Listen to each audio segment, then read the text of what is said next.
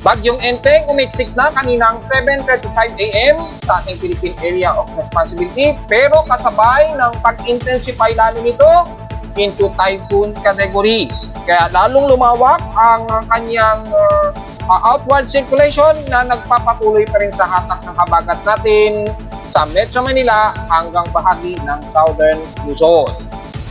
Sa inaasahan pa ba malakas ang pag-ulan sa Metro Manila hanggang bukas? Ating tatalakayin. At panibagong low pressure area na mataan since kaninang madaling araw.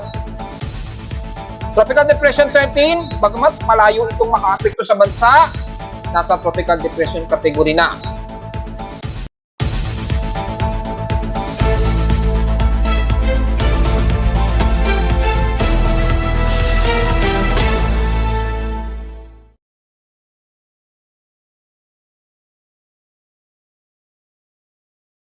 Hello, good morning mga folks. Welcome po muli sa ating Daily Weather Bulletin at Analysis para sa araw ng Miyerkules, September 4, 2024.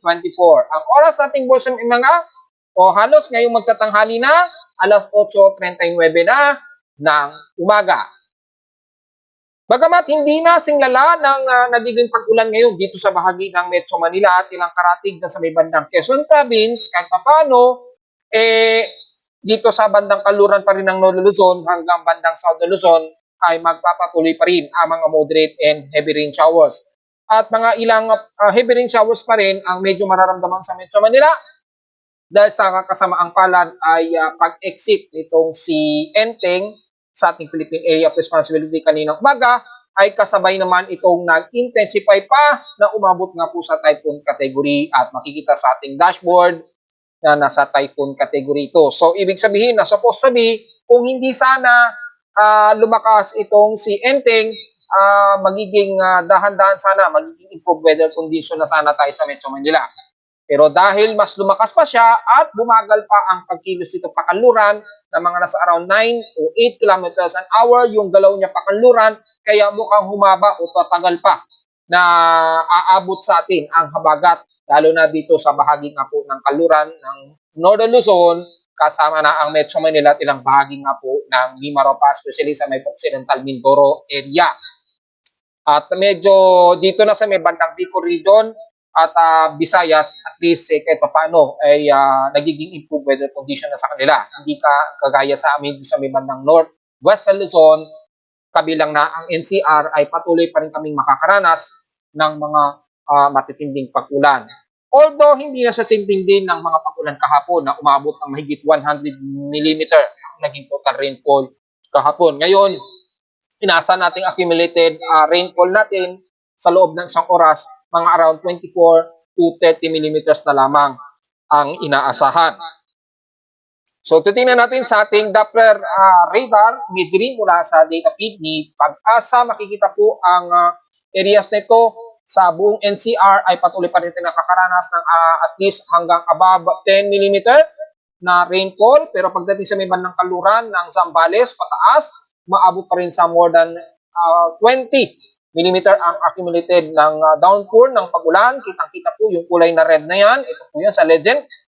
So 15 to more than 20 mm ang buhos pa rin. Meaning heavy rain showers pa rin ang mararanasan lalo na sa kalurang bahagi nga po ng Luzon. Kitang-kita sa Doppler radar imagery. At kita lamang sa bahagi pa rin ng Metro Manila at ang bahagi ng Northern Luzon ay nakafocus pa rin ang matinding pag-ulan at kitang-kita sa Doppler radar imagery in real time yan. At least makikita ninyo dito kung bibisatahin nyo sa aking website ang actual real time nito. At least ang pinakahuling niya is 11:15 AM yung animation time niya. So at least kahit paano very latest yung Doppler radar imagery natin mula sa data feed ni Pag-asa. Well, naka-activate yan dahil thoroughly ay under observation at nakatutok po si Pag-asa sa pagbabantay ng nitong si Enteng. Kaya napaka-active na mga radars ni Pag-asa ngayon. Pagdating naman sa mga pagkulog at pagkidlat, nasa 251 lightning strikes na po as of 11:43 AM. Dito is 11:43 AM ang na-detect base sa aking lightning detection system.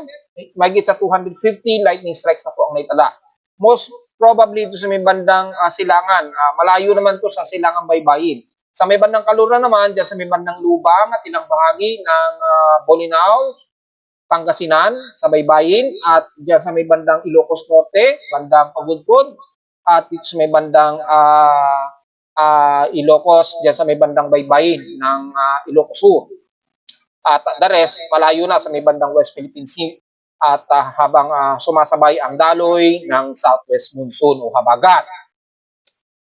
Sa ating current conditions, meron tayong active na lindol at na-report ko na ito kanina lang sa aking Facebook page. So kung sisilipin po natin, nagkaroon ng unang pag-noise ng aking seismograph bago nagkaroon ng dalawang magnitude 5. Isang magnitude 5.6 kanina. Kung babalikan po natin, kanina is dito, magnitude 5.3. Yan. So medyo na-adjust yung pagyanig dito sa may bandang Humalig, Quezon, bandang Polillo Island. Pero bandang Humalig, sa Humalig Island, northeast ito ng Humalig Island. Kung titingnan nyo kay PBOX, ang ginawa nilang reference point ay ang Humalig, which is pinakamalapit sa epicenter. So, naganap ito kaninang 7:16 AM at may lalim na 28 km depth, magnitude 5.3 po ito. And so far, nagkaroon agad ito ng kasunod na pagyanig.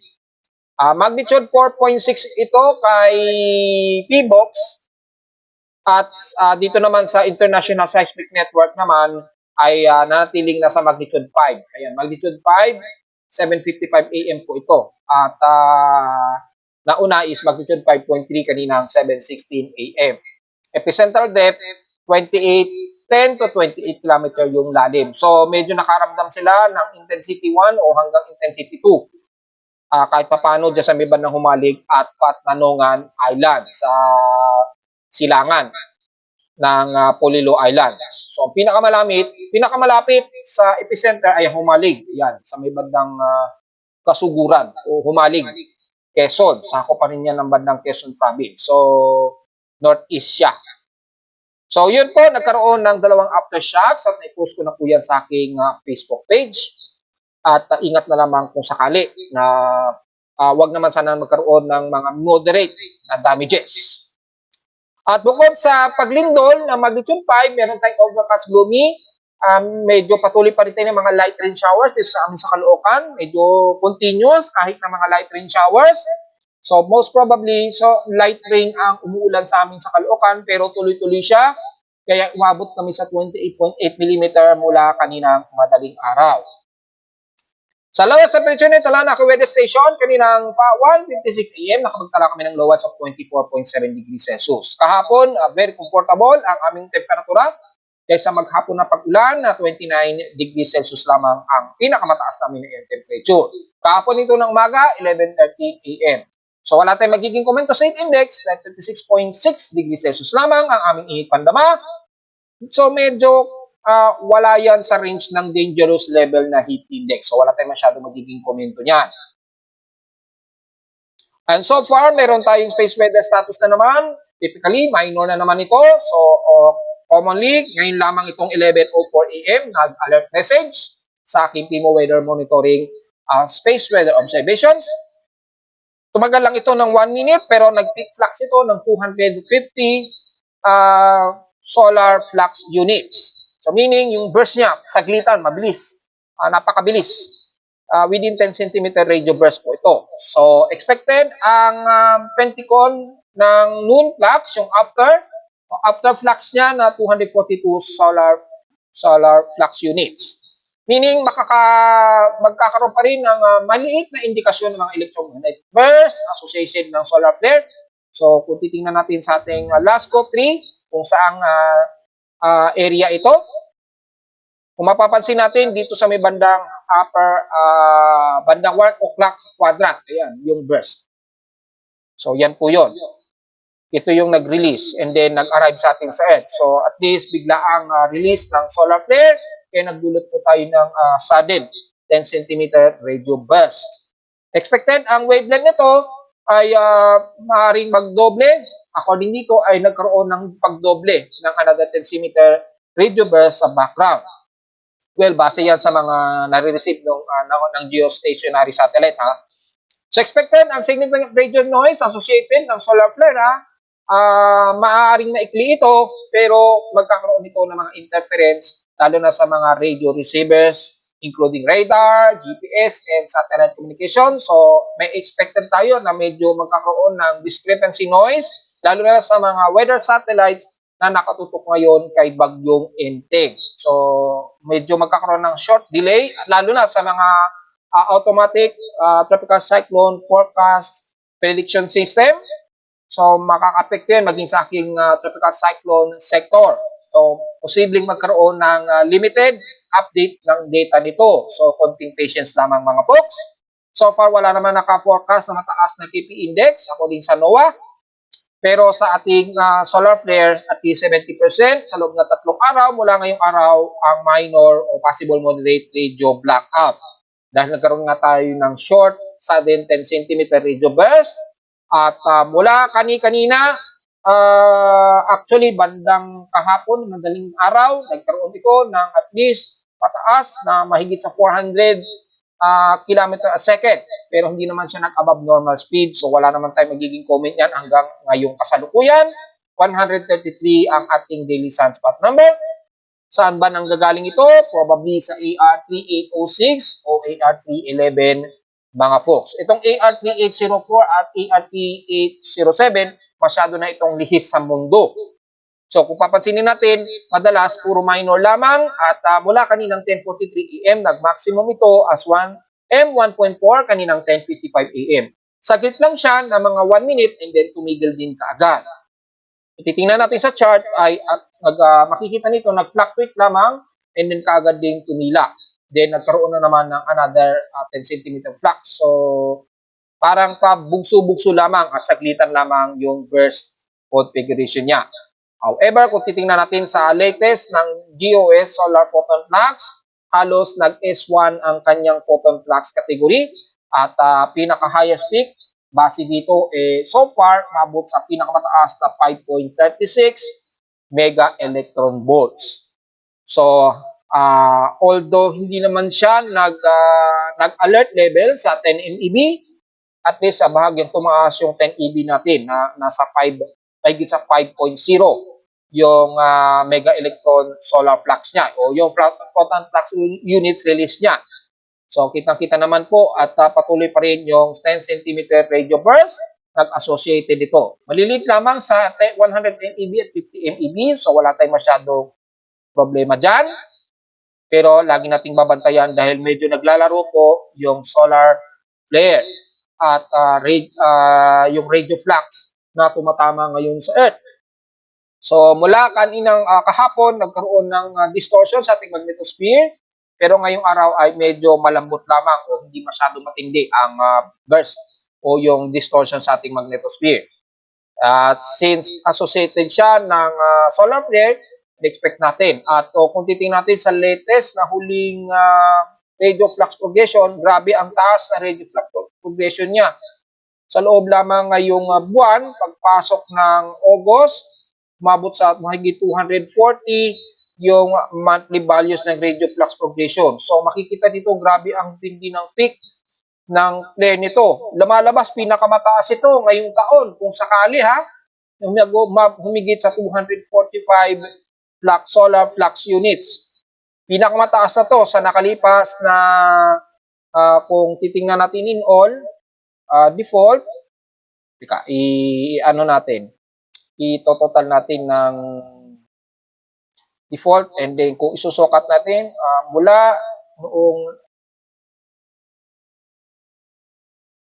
hindi ma-view yung all ayan, so kung mapapansin natin halos pinakamataas ito sa loob ng 2 taon probably. So hindi pa nahigitan kasi ang huling pinakamataas noong 1957 umabot din sa highest peak of 277, 359.4 ang highest peak So ngayon, nasa highest peak tayo, 126 o yung progression natin na 245.6 solar flux units. Yan na po yung maituturing na pinakamataas. So derived TEC, nasa Mid-Pacific, maya-maya, maapektuhan na naman ang Pilipinas. Kaya dahil sa sunod-sunod na solar flux, medyo nagno-noise din ang aking seismometer. Dahil nga po sa ganitong senaryo na bigla ang burst ng solar flare. At makikita sa ating solar wind as of September 4, medyo rumerekta yung moderate na nasa 550 radial velocity in kilometer per second, yung bilis ng solar wind. So malakas po ang significant impact na dumidirekta sa Earth. So yun lamang ang magiging concern natin dito, at least pamantayin natin. Ang kagandahan lamang dito, hindi ito nag-maximum ng above 600 km a second. Ano ba ibig sabihin nito? Yung lakas po ng solar flare nagbabangga sa Earth, at least hindi masyado matindi. At least mga higher lamang, pero hindi sobrang tindi. Kaya makikita natin the region absorption, hindi masyado ramdam yung distortion ng kanyang degraded frequency. Mga between around 15 MHz lamang. So magnanatili sa between 40 to 80 meters yung high frequency condition na maaapektuhan po nitong 10 cm radio burst na ito. So yun lamang po ang ating explanation dyan mga folks sa expected. Magkakaroon ng mga ilang radio interruption o noise. Samantala sa ating basic streams, in past 24 hours naman, kung babalikan natin, nangunguna sa pinakamainit ang Catbalogan pa rin na nasa 35.9 degrees Celsius. So since hindi na nararamdaman sa kanila yung bugso ng habagat, dulot ng nakahatak ni Enteng. Sa lowest temperature naman sa Baguio ay 17.2 degrees Celsius ang lowest temperature sa bansa. At pagdating naman sa inland, nangunguna ang Sinait Synoptic Station na nasa 122 millimeters ang total rainfall. Pero all in all, in past 24 hours, nangunguna kami sa Caloocan. Then kahapon, nakapagtala kami ng pinakamalaking total rainfall sa unang linggo pa lamang yan ng September, na umabot sa 130.5 millimeters na total rainfall. So sa loob ng 7 days, lumalabas 253.8 mm ang naging total rainfall kagad. Napakabilis. Sa loob lamang ng isang linggo, tumaas agad yung halos September date na 243.6 mm. Although ang September average na total rainfall nasa 628 mm, so kulang mababa pa sa 384.4 mm ang average na kailangan niya para abutin yung huling pinakamataas na total rainfall for the month of September. Well, unang linggo pa lang naman yan, so inaasahan pa natin madadagdagan yan mga folks. Outside humidity, well, napaka-highly concentrated ang ating moisture at 96%. So ingat po sa mga electronic equipment at mabilis na magkakaroon ng amag ang inyong mga pagkain, maging sa mga papel na madaling masensitive ng mga humidity, yung mataas na water moisture. So watch out dahil mabilis po tayong tutubuan ng amag, lalo na sa mga papel, pagkain na nakatabi po sa inyong mga closet.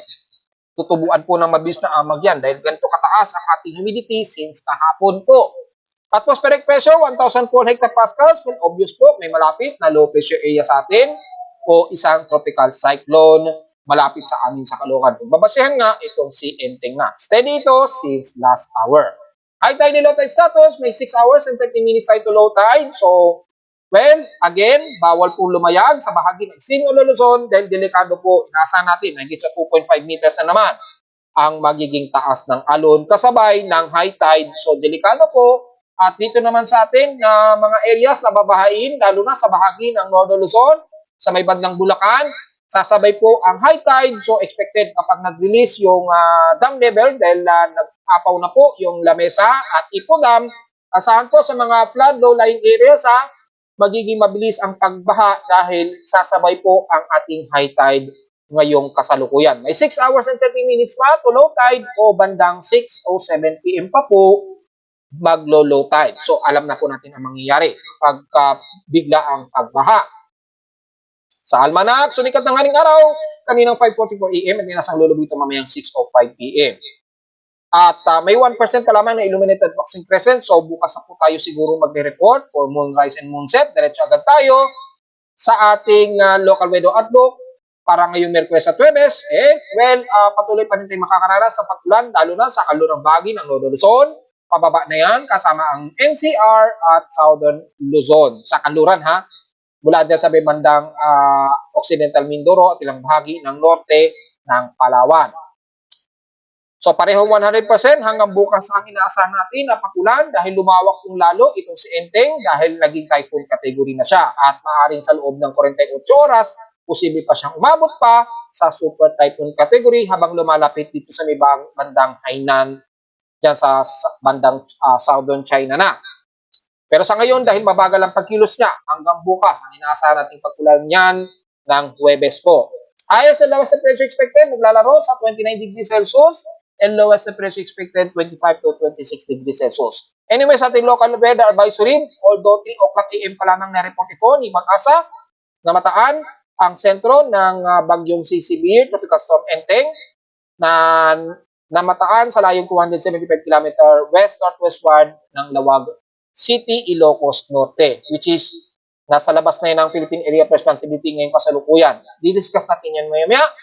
Base dito, by 3 o'clock AM, ang maximum sustained wind si Enteng, 100 km per hour, at bugsong umabot ng 125 km per hour. Kumikilos ito pa west-northwestward ng mabagal sa bilis lamang na 8 o 9 km an hour lamang. So yun lamang po. At kung titingnan natin yung short busy term weather forecast, inaasahan natin hanggang this weekend makakaranas pa rin tayo ng mga rain at overcast, rain showers sa Luzon hanggang Southern Luzon at ilang karating ng katimugan ng bansa. So, diretso muna tayo sa ating ginagamit na satellite imaging mula sa infrared RGB ay kitang-kita po yung pag-exit. At kung titingnan natin yung detail, dahil meron akong bagong revision ng animation, at least meron na akong pwede nating i-post. Kung titingnan natin ang previous nito, umexit ito ng Philippine Area of Responsibility, yan, kaninang 8 nitong 7:35 AM po. At eksakto 8 o'clock AM, bandang dito na siya. Yung pinaka-position ng sentro ni Enteng. Nandito na. Kaninang 7:35, nandito siya. Kaka-exit lamang niya ng Philippine Area of Responsibility. So, kita-kita po at pwede niya pong ano yan. Under experiment pa lamang ito kasi wala itong pose Para malaman din natin, nakikita natin yung actual na oras, yung animation per frame ng ating satellite imagery. At least mas detalye natin makikita kapag ano eksakto na umi-exit ang isang bagyo sa ating PAR at pumapasok. Nakikita natin dahil kaya natin siyang i-post, ma-preview at hindi ma-preview. So at least madali natin siyang ma-sequence at malalaman natin sa oras sa Pilipinas. Ayan mo. So malinaw po yan mga folks. Eksaktong 8 AM dito, kung babalikan natin, ay malayo-layo na to, pero nasa labas nito ng Philippine Area of Responsibility. Mga around 20 km na, mula sa pinaka-Philippine Area o PAR border natin. So, nai-report ko na sa Facebook page, 7:35 siya, eksakto, tumawid na siya o naka-exit na ng Philippine Area of Responsibility. At kita-kita naman po sa ating infrared na True Color RGB, ay makikita po ang malawak na ito na kulapan na nagpapaulan pa rin sa kaluran ng Luzon hanggang Southern Luzon area. Itong malawak nito na nahahatak nito na habagat. At dahil naging typhoon category itong si Enteng, lalo pang lumawak yung range ng kanyang outer rain band. Kaya patuloy pa rin tayo makakaranas ng ulan mula sa bandang Ilocos Norte. All the way pababa na yan ng Pangasinan, Zambales, kamay ang ilang bahagi ng Central Luzon, Bulacan, Angeles, Pampanga, na which is nakakaranas na ngayon sa may bandang Bulacan ng mga pagbaha, lalo na't magre-release ng water level ang ating mga dam, at kasama na ang bahagi ng Metro Manila at ilang areas ng Calabarzon dito sa may bandang Kaluran. Cavite, yan, bandang Batangas, yan, bandang Batangas sa Kaluran, at sa may bandang Mindoro naman ay bandang Lubang at Occidental Mindoro area. Siyempre, yung ibang traversing ng kaulapan dito, makakaranas pa rin ng ilang maulap ang bahagi nito ng bandang Quezon Province. Pero malalamang ang mga pag-ulan mula dyan sa may bandang, dito sa may bandang Camarines Norte at ilang bahagi ng Bicol Region area. Pero mula Marinduque hanggang sa isla ng Romblon, medyo may mga maulap pa rin kayo dyan, mga isolated rain showers, pero improving weather condition na kayo dyan. Hindi kagaya ng mga dito sa bandang Calabarzon area pa rin, bandang Batangas, Laguna area. So, ingat pa rin, asahan pa rin ang mga moderate and heavy rain showers, the violent, lalo na dito sa mas malapit, sa may bandang Lawag, Ilocos Norte, asahan po ang heavy rain potential at makikita natin sa infrared heavy potential, umaabot pa rin ng bandang Western Luzon ang bahagi na ito na malalakas ang pag-ulan. Pero dito sa Metro Manila, mostly ay mga light rain showers lamang ang madalas sa amin sa Caloocan. Ang kaibahan lamang ay tuloy-tuloy po ang buhos ng ulan. So expected yan sa ilang bahagi ng Calabarzon at ilang bahagi dyan sa may bandang Southern Luzon maging sa Oriental Mindoro. Pero mula sa bahagi ng Southern Luzon, mula dyan sa may bahagi ng Masbate at ilang bahagi ng Panay Island, improved weather condition na sila dyan, pero overcast and gloomy pa rin kayo dyan at asahan ng kalat-kalat na pag-ulan.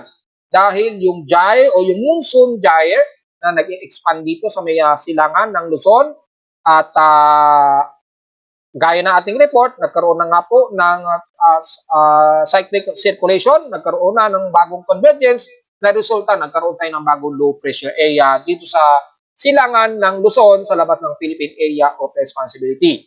At yung forecast na binabanggit natin sa report kahapon ay titingnan natin kung magkakaroon ng convective circulation dito dahil sumasabay siya sa monsoon trough at inasa natin na mag-aabot yan or yung ibang outer trough aabot niya ng bandang Bicol region. So watch out sa mga taga Bicol region lalo na sa Catanduanes. Anytime ngayong araw ay magiging maulap at asahan ng kalat-kalat na ulan. And the rest ng Visayas, despite na medyo katamtaman, partly ikaw di ang iiral, pero hindi masyado magiging mas maulan. Kung titingnan natin sa water vapor surface map, hindi masyadong aabutan ng gaanong ulan. Typically, isolated lamang na pag-ulan ang mas mararamdaman. Kung balikan natin ng Himawaray 8, ang bahagi nito ng Panay Island, Eastern at West portions ng Visayas at Central Visayas. Mas magiging maaraw kayo dyan, kaya magiging mas mataas ang magiging temperature ang ini-expect yan, around mga 34 degrees Celsius o higit pa. Pero partly, tumusikaw din ang medyo iiran mula dyan sa may bandang Biliran at dyan sa may bandang Daan Bantayan sa Cebu. Pero the rest, magiging katamtaman at magiging maaraw ang bahagi na po ng Visayas area, lalo na sa bandang Mindanao na mas maaraw po at humid ang mararamdaman ninyo dahil klaro po ang himpapuid ninyo dyan. So wala tayong nakikitaan pero expected within 48-hour period, magsisimula ang magiging maulap sa silangang bahagi ng Mindanao na makakaranas kayo ng may ilang kalat-kalat na pag-ulan, na may ilang pagkilat at pagkulog. Ang bahagi ng katimugan ng Davao region ay magiging katamtaman din na lagi ng panahon, maaraw, pero asahan ng mga isolated rain showers and localized thunderstorms, especially dyan sa may bandang Compostela Valley.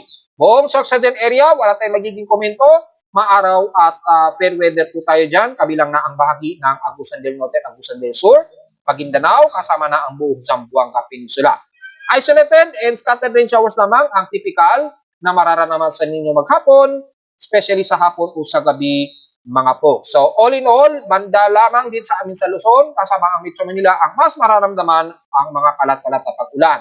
Anyway, sa bahagi ng bandang silangan ng Luzon, dyan sa may bandang Cagayan Valley, kasama ng Tuguegarao, overcast and gloomy pa rin kayo dyan, so makakaranas pa rin tayo ng kahit papano na mga ilang kalat-kalat na mga pag-ulan na may ilang pagkilat at pagkulog. Hindi gaya sa amin sa Metro Manila, patuloy pa rin karaming nakakaranas, lalo na sa may bandang Tanay, Rizal at Santa Maria, na heavy rain to violent rain showers pa rin daw ang nararanasan nila. Kitang-kita po sa rainfall contour map mula mismo kay Pag-asa. So kita-kita po yan mga folks. Ang oras dito sa kanila ay eksakto 12 PM na po ngayong tanghali. So kitang-kita po at ipopost natin to sa ating Facebook page yung update nito. Yan, so nag-screenshot na tayo, ipopost natin yan, yung latest. At makikita natin, moderate ang pag-ulan pa rin dito sa halos buong NCR, kasama sa amin sa Caloocan. Well, makikita naman niyo sa aking weather station mismo, na patuloy pa rin kami nakakaranas ng light rain showers. So yun lamang po at mag-ingat po tayo lalo na sa bandang Pampanga at Bulacan ay makakaranas ng posibleng pagbaha kapag lalo nag-release na ng overflow na tubig itong si La Mesa Dam. So sa mga low-lying area sa Lalo na dyan sa may bandang San Miguel. Yan. Sa bandang San Miguel yan, bahain yan eh. Very low lying. Diyan po kasi bumabagsak daw lahat ang tubig kapag nag-release ang ating mga dam. Una munang mabilis na naiipon o nagkakaroon ng basin sa may bandang San Miguel. So, ingat po sa mga taga San Miguel, medyo prepare po the expected ang biglaang flash floods once na nag-release lalo na si La Mesa Dam. Diretso agad tayo sa ating ginagamit na tropical cyclone o computer-generated tropical cyclone sector, and as of 12:45 p.m. na po, at 12 o'clock, nag-indicate yung time. So, 12 o'clock pa lamang yan. Ay nasa central air pressure nito na 970.75 hectopascals. Ito ay si dating bagyong Ferdy. Dahil nasa labas na siya ng PAR, tatawagin na natin siya sa international name na Yagi. So, si Yagi ay ang kanyang maximum wind speed na ngayon niya as of 12 o'clock p.m. ay nasa 141 km per hour at bugsong maabot na ng 177 km per hour. Meaning, category 1 typhoon na po ito, mga folks. At itong C13, nabanggit na natin, ay nasa tropical depression na ito na nasa 67 km per hour, yung maximum wind speed niya at bugsong maabot na ng 84 km per hour. Pero hindi na natin masyado ifo-focus si 13W dahil malayo na yan sa bansa ng sobra. Ito na lamang si dating bagyong Enteng na nakalabas na nga po ng ating PAR. At so far ay yung kanyang location, although na-post ko na yan kaninang maga, na yung pinaka-latest location ni Enteng, ni dating bagyong Enteng o na ngayong pangalan ay Yagi. Ngayon, titingnan natin yung kasalukuyang location niya. Hindi po yung 8 o'clock kasi ito yung huling record ng 8 o'clock. Doon tayo sa pinaka-aggressive time, which is very close to real time. Ito, yung isa. Yan yung po makikita. Ito yung mas magalaw kasi almost every 15 o every 15 o 30 minutes, nag-update talaga ng kilos yan. So, susukatin natin kung gaano kalayo yan ngayon as of 12 o'clock p.m. Yan, pakikita ko mula sa, ang gagawin nating reference point uli ay ang Ilocos Norte o bandang Lawag, Ilocos Norte. At namataan sa layong 377 km, hilagang kanluran nito ng Lawag, Ilocos Norte. Isang Lawag, Ilocos Norte, ang naging reference point ko. Hindi pa pala nakatutok sa Lawag. So, ulitin natin.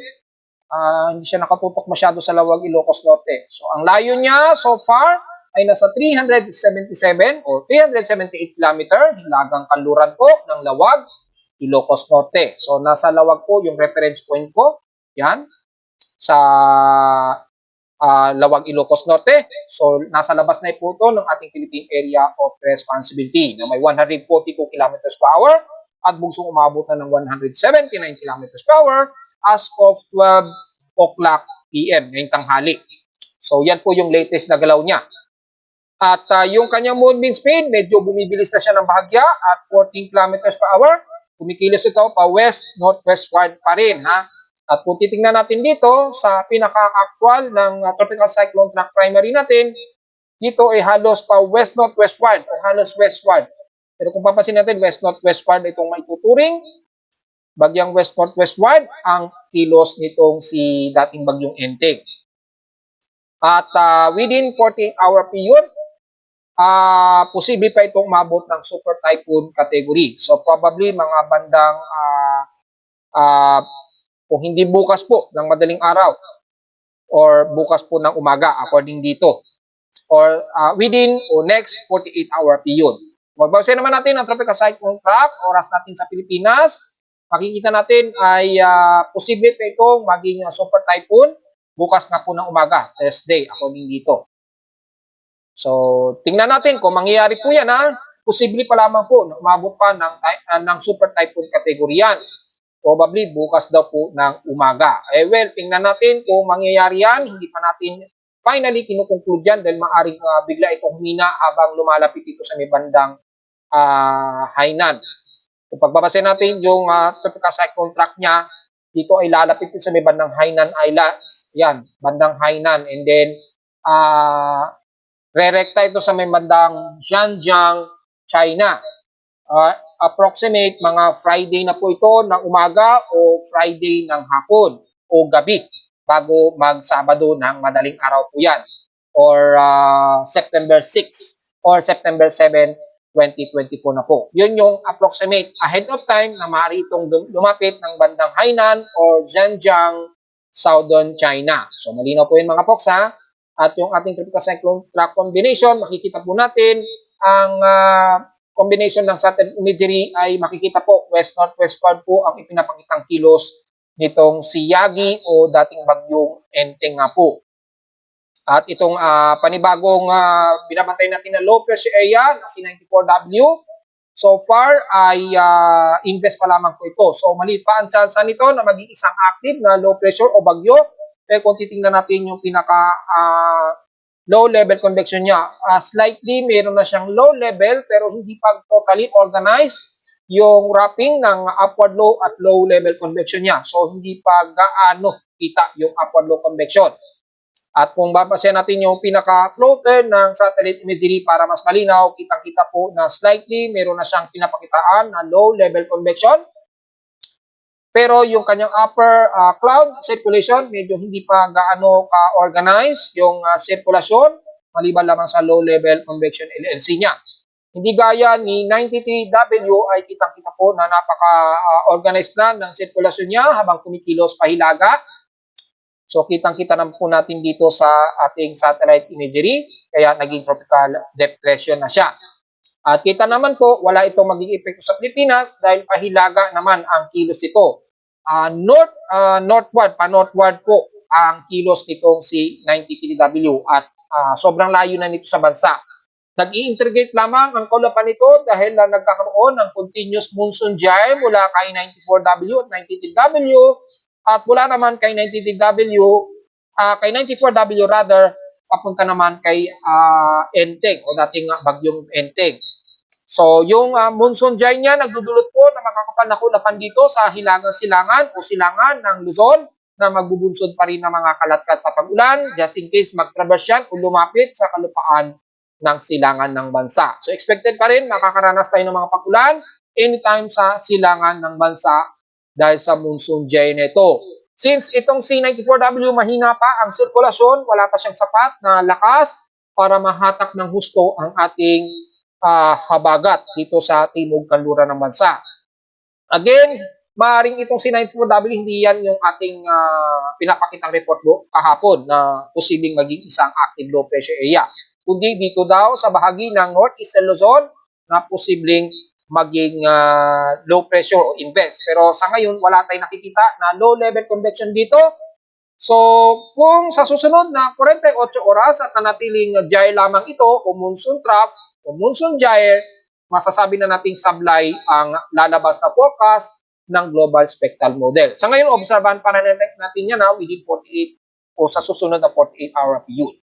At ito namang si dating bagyong Enteng na ngayon ay Yagi, ay nakikitaan na po ng pinakamata itong si Yagi na nangangahulugan lamang na patuloy pa rin ang intensify o pag-intensify pa niyang lalo at nag-iibayo pa siya lalo ng lakas, kaya hindi natin may aalis sa posibilidad na umabot pa ito ng super typhoon category within or next 48-hour period. Ang kagandahan na lamang nito ay malayo na to sa kanluran ng Luzon. Maapektuhan lamang tayo na mahahatak nitong habagat dito sa south east quadrant itong si Yagi. Yung sa east quadrant niyan na mahahatak na inflow ng habagat, magbubunsod pa rin yan ng mga ilang moderate and heavy rain showers na makaapekto sa kanluran ng bansa. So malinaw po yun mga folks ha.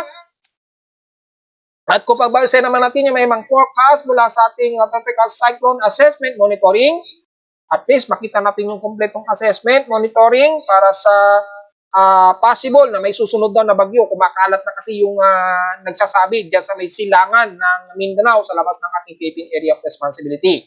Well, kung magbabasahin nga po natin ang Global Spectral Model at nireport na natin ito kahapon, mapapansin natin na medyo merong slightly circulation na nabubuo yan sa silangan ng Mindanao sa labas ng ating Philippine Area of Responsibility. Ito daw po yung sinasabi na lumalabas daw po sa GFS sa windy, which is hindi naman registered. Kaya asahan natin na hindi totally accurate ang nakikita nila sa windy dahil hindi registered ang karamihan. At hindi ko maintindihan bakit si Pag-asa, yung isang reporter, hindi pala kay Pag-asa, reporter ng isang kilalang mainstream media, gumamit din ng windy tapos hindi rin registered. Ano ba naman yan? Dapat i-register nyo po dahil kapag hindi naka-register, yung more than 48-hour forecast nila, hindi yan lalabas na accurate. Siyempre, hindi yan i-allow ni Windy hanggat hindi kayo magiging premium account holder, ha? Malinaw po yan mga folks. At pagbabase naman natin ang global spectrum model, meron nga tayo nakikitaan na isang tropical wave nga po dito sa south ng Guam by September 8 nga po. At mararamdaman natin na inaasa natin, mamomonitor natin yan by September 7 po yan. Kailan po ba yan? Well, this coming weekend po. Diyan natin makukumpirma pa kung talagang mangyayari yung kumakalat na may mabubuong bagyo daw. Typhoon nga daw, sinasabi nila. Well, nai-report naman natin yung ating monthly tropical cyclone forecast assessment, yung analysis rather, sa ating Facebook page na hindi natin may aalis na may mabubuo nga po o dalawa dito na malakas na bagyo, probably typhoon and super typhoon category. Pero kung pagbabase natin dito ay hindi pa natin sa ngayon na i-conclude ha. So wag muna tayong magbibigay conclude na itong sirkulasyon na ito sa silangan ng Mindanao sa labas ng PAR ay magiging isang typhoon po. Wag po muna tayong magsasabi ng ganun ha para maiwasan ang fear-mongering. Magbabase muna tayo base po sa pinaka-actual ng basis natin ng extended forecast. Pero inuulit ko, hindi pa natin nakikitaan yan in real time sa ating mga satellite imagery bagay sa ating West Pacific Basin. Kitang-kita po dito, wala po tayong nakikitaan na anumang anomaly na development. So, hindi pa natin talaga pwedeng sabihin na itong tropical wave nito sa may silangan ng Mindanao ay mangyayari po sa katotohanan. Dahil wala po dito, walang nakikitaan. So, negative pa muna. Kung mababase naman natin yung satellite imagery, kitang-kita naman po natin, wala po tayong nakikitaan na anumang kahit man lang cluster ng trough na mayroong bahagyang convective circulation. So pagbabase naman natin ang mean sea level pressure, according dito, ganun din, may nakikitaan din tayo sa global spectral model.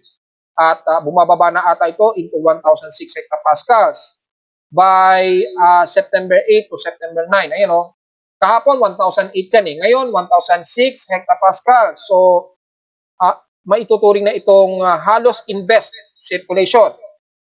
This weekend natin malalaman yan, doon po tayo mag-update para malinaw mga folks ha. Mahirap kasi tayo mag-assume kagad na yan ay mangyayari. Ako ay real-time basis po ako para mas nasisiguro ko. Dahil dito ako nagbabase sa ating wind shear at convergence development kung sakaling mayroong candidate. Kung mapapansin naman natin ay meron namang favorable wind shear dito sa may silangan ng Mindanao. At mayroong medyo shallow dito na nakitaan na favorable wind shear na more than 22 o 30 kilometers per hour. Pero napakanipis ng kaulapan na ito. Kaya kung magbase natin ng convergence, wala. Negative pa po talaga. O see, ito po yung real-time satellite imagery na natin. Ito yung mas nasisiguro ko kung talagang mangyayari po yung pinapakita ng mga computer models and extended long-range forecast. Pero since negative po, wala po. Kung kontrahangin na pagbabase natin o divergence, ay negative din. So, wala. Very insignificant at wala tayong nakikitaan na aggressive na kontrahangin o divergence niya para yung sinasabi sa forecast ng mga computer models ay mangyayari. So, hindi talaga tayo pwede pang mag-conclude ngayon mga folks dahil kitang-kita naman natin sa real time, napaka-negative pa rin talaga ang development. Even sa kanyang vorticity, sa may bandang south of Guam, napakaliit at napakanipis lamang ng vorticity. So, trough lamang ang nakikita natin dito. At wala tayong anumang nakikitaan na anumang anomaly o upward low convection man lang na manipis. Wala. So, wala po talaga. Pero kung titingnan ninyo itong dating bagyong Enteng, si 94W, at si 93W, kitang-kita po, napakaganda nung kanilang pinapakita dito na development of vorticity. At least yan, malinaw po, na positive po na mayroong active na low pressure area o low pressure systems. Pero dun sa mga pinapakita sa may silangan ng Mindanao, wala po negative po talaga. So, for the meantime, hindi po natin pwede talaga ilabas yan kahit na meron tayong lumalabas na extended forecast ng global spectral model. Tingnan natin this coming weekend kung mangyayari yan. Sa ngayon, wala pa muna hanggang sa susunod na 2 araw, hanggang Friday. So, di pa natin talaga makukonclude yan. At mula naman sa mga computer models ng GFS, may pinapakita din, ayan nag-develop din ang isang low pressure area dito. Yan, kung ipapost natin, ayan. Ito yung sinasabi ninyo na kumakalat at nagsasabi sa aking Facebook page. Although lumalabas yan, pero wala pa nga po kasi tayo nakitaan sa ating real-time monitoring, kaya hindi pa rin talaga natin pwedeng i-conclude yan sa ngayon. Hindi talaga natin pwedeng bigyan ng conclusion yan sa ngayon. Mag-update tayo dyan. At so far, kung pagbabasin natin yung animated nito, ay kumikilos itong si Yagi o dating bagyong Enteng at babaybay nito ang bahagi na ito ng Hainan o Southern China. At mag-i-intensify naman itong si 94W at magiging isang aktibong bagyo. Ayan magiging tropical storm pa siya at naging severe tropical storm din. Habang itong si 90TW din ay lumalapit naman dito sa may bandang southeast ng Japan. So mukhang wala tayong nakikitaan na yung sinasabi nila na sa loob ng car na may mabubuo. So mukhang wala tayong fair day na inaasahan kasi September 10 na po ito. Wala pong pinapakita na may posibleng fair day o bagyong fair day ang mabubuo sa loob ng ating Philippine Area of Responsibility. Kaya yan nga po ang sinasabi natin. Huwag po na po tayong magsasabi kagad-agad, lalo na napaka-long range po ng mga forecast. Tulad niyan, may sinasabi sila, may bagyong Ferdy daw. Paano dito ay wala pong ipinapakita na may mabubuong Ferdy by hanggang September 10. Lumakas na ng husto itong si 94W, ito naman ay kikilos naman panorte.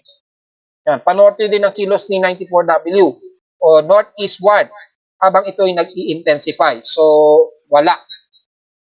Ang atin na lamang titingnan kung mangyari po itong low pressure area sa may silangan ng Mindanao between September 8 or 9 o nitong weekend. Malalaman natin yan. Diyan tayo mag-update mga folks. So, abang-abang na lamang muna. Kay SMWF, ganun din pinapakita. Dito, very insignificant. Kung dito is halong walang pinapakita si SMWF na may mabubuong bagyo hanggang this weekend. So, alam naman natin, marami po ang gumagamit ng European Center, ng forecast ng European Center, di ba? O dito, wala pong ipinapakita si European Center na may mabubuong bagyo daw sa silangan ng Mindanao sa labas ng PAR. So, napaka-insignificant. Kay NABGEM naman, ganon din. Meron ding may mabubuo din si NABGEM. Kung titingnan natin dito, in-next natin, by September 9 and 10 din ang pinapakita. So, very insignificant pa at hindi pa highly confirmed o yung confidence na may mabubuo tayong malakas na bagyo dito sa silangan ng Mindanao. Kaya wag mo muna po tayo magkukonclude, mga folks, dahil hindi pa talaga conclusive ang ipinapakita din ng mga computer models bagay sa ating real-time satellite imagery. So, kamusta naman natin kung gaano nakataas ang mga ilog mula sa Marikina River. Well, kung papansin na natin, itong Nangka ay nasa 17.2 meters po ito. So, halos second alarm yung level na ni Nangka. So, expected po mabaha dyan sa paligid na yan, mga folks malapit sa Marikina. So, sobrang taas na po ng ilog dyan. Mga folks at the rest ay first alert level lamang dito sa may Burgos na 27.75 meters at Rodriguez na nasa 29.07 meters. Kung sa may bandang Pasig River naman ay so far wala namang nag-aabot ng alert level, first alert level kahit papaano. So wala tayong magiging komento, pero sa Tulyahan River naman ay itong si La Mesa Dam, grabe, 80 meters, mahigit sa 80 meters na po yung level ni Angat Dam. Kaya dahil sa sobrang taas na, ay kailangan na talagang magpakawala ng sobrang tubig, si Lamesa Dam. So expected po sa paligid niyan ay maaaring magdulot po ng pagbaha. At pag nagdulot po ng pagbaha yan, asahan po matadamay ang bahagi na yan mula dito sa may bandang San Jose, yan. Extended yan. Saan pa ba? Yung tataas ng mula sa bahagi ng Lamesa Dam, damay ang bahagi ng Bagong Silang sa paligid, Batasan, hanggang dyan sa may bandang Parang. Kapag nag-release ng sobrang tubig ang Lamesa Dam, at na-post na natin yan sa Facebook page, yung pinag-aasahan na sobrang overflow ni Lamesa Dam. 0.05 dito, so meaning more than 80 meters na po ang taas niya, na very critical na sa level nito na normal high na 80.50 meters lamang. So kailangan magpakawala ni Lamesa Dam ng sobrang tubig.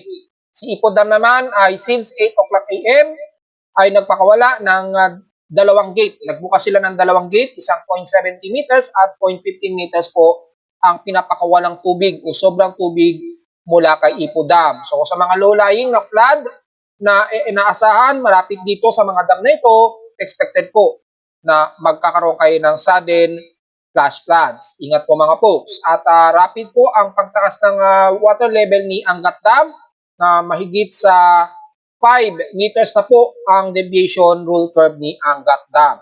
So far, hindi pa naman siya critical dahil nasa 189.17 meters lamang ang pinaka-highest water reservoir niya kasalukuyan. So wala po tayong magiging komento dyan mga folks. Maliban lamang kay Ipo Dam at Lamesa na nag-release nga po at inasahang susunod si Lamesa na mag-release ng sobrang tubig bukod sa 2 gates na binuksan na ni Ipo Dam. Samantala sa Ulat Lindol, so far ay nagkaroon tayo ng sunod-sunod na pagyanig dyan sa may bandang Humalig, Quezon. At mula sa data feed ni PBOX, nagkaroon nga ng magnitude 5.3 at marami na pong aftershocks dito sa bandang Humalig. Kaninang 7:16 AM, nagkaroon ng magnitude 5.3. Northeast ito ng Humalig, Quezon. At sumunod naman dito sa same location, kaninang 7:55 AM. Nai-report ko rin kanina, nire-recall lamang po natin at bumaba ito sa magnitude 4.9 ang pagyanig. So, base sa aking report kanina, hanggang magnitude dalawang aftershocks rather, o hihigit pa ang maaring maging aftershocks. So, ingat na lamang po sa mga kababayan natin dyan. Inaasahan pa rin ang mga sunod-sunod na aftershocks. Dahil kung titingnan natin dito, ay may mga magnitude 1.7, yan, 1.8, 2.1, yan. So, 1.5 ang mga aftershocks dyan sa bandang Humalig, Quezon. So, very careful po tayo mga folks dahil patuloy pa rin tayong nakakaranas ng mga aftershocks.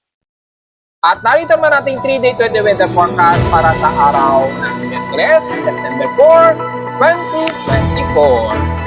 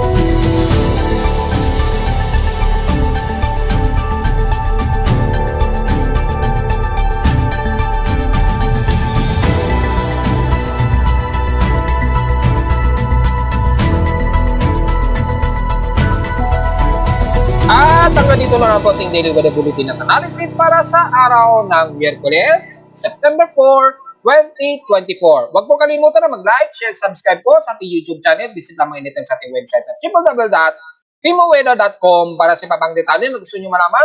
Ang ibang detalye na hindi na report ngayong umaga hanggang tanghali at nag-update na po ating La Nina.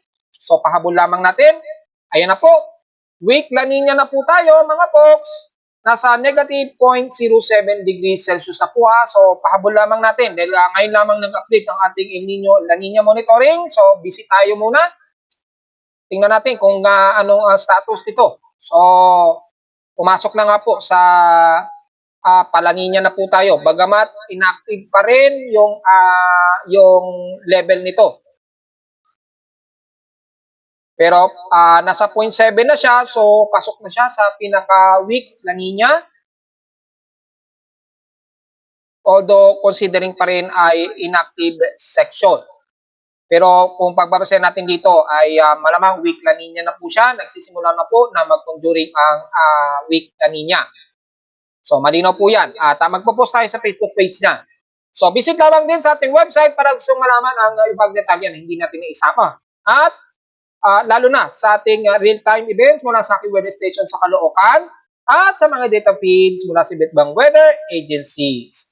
Maraming salamat po mga folks at magandang tanghali po sa ating lahat.